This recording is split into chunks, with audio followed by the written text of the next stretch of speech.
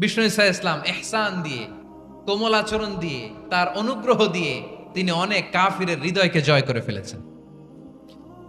সাইয়েদনা সুমামা ইবনে উসাল রাদিয়াল্লাহু তাআলা আনহুর কথা মনে পড়ে যায়। তিনি ছিলেন ইয়ামামার বাদশা। মদিনাতে বিশ্বনবীকে হত্যা করার নিয়তে এসেছিলেন। গোপনে গোপনে বিশ্বনবীকে হত্যা করে আবার ইয়ামামাতে তিনি ফিরে যাবেন। কিন্তু কি অবাক করা কাণ্ড, হত্যা করতে পারে নাই, সাহাবাদের হাতে তিনি ধরা পড়ে গেলেন।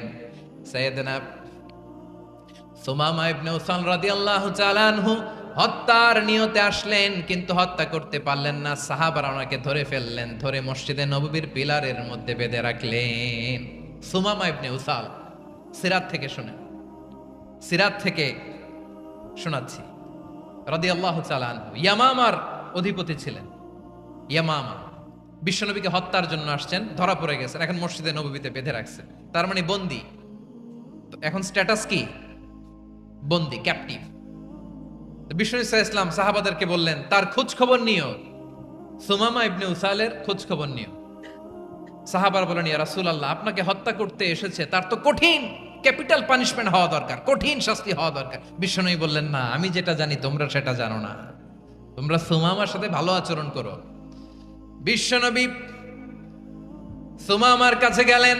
প্রথম দিন যে তিনি কালেমার দাওয়াত দিলেন, ইমানের দাওয়াত দিলেন, ইসলামের দাওয়াত দিলেন, রিসালাতের দাওয়াত দিলেন, আখিরাতের দাওয়াত দিলেন। পরের দিন যে বিশ্বনবী সালাতের দাওয়াত দিলেন, যাকাতের দাওয়াত দিলেন, ইসলাম কি, কিভাবে, কেমন করে পালন করতে হয় চমৎকার আর্টিকুলেট করতে শুরু করলেন। তন্ময় হয়ে সুমামা ইবনে উসাল রাদিয়াল্লাহু তাআলা আনহু বিশ্বনবীর কথাগুলো শুনতে আরম্ভ করলো। একদিন নয়, দুই দিন নয়, টানা 3 দিন বিশ্বনবী সুমামার কাছে ইসলামকে প্রেজেন্ট করেছেন, উপস্থাপন করেছেন। আওয়াজ করে বলেন, কয় দিন? 3 দিন। 3 দিন মসজিদে নববীতে বাধা।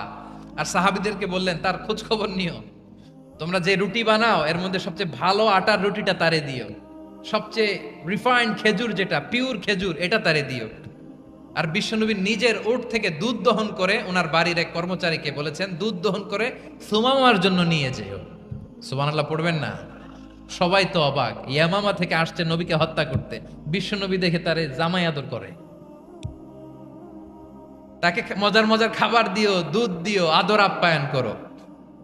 একদিন নয়, 2 দিন নয়, টানা 3 দিন বিশ্বনবী এভাবে সুমামার কাছে যেয়ে যেয়ে ইসলামকে প্রেজেন্ট করতে আরম্ভ করলেন, ইসলামকে উপস্থাপন করতে শুরু করলেন। আর তাকে চমৎকার এন্টারটেইনমেন্ট, আপ্যায়ন দিতে আরম্ভ করলেন। টানা 3 দিন যখন ইসলামের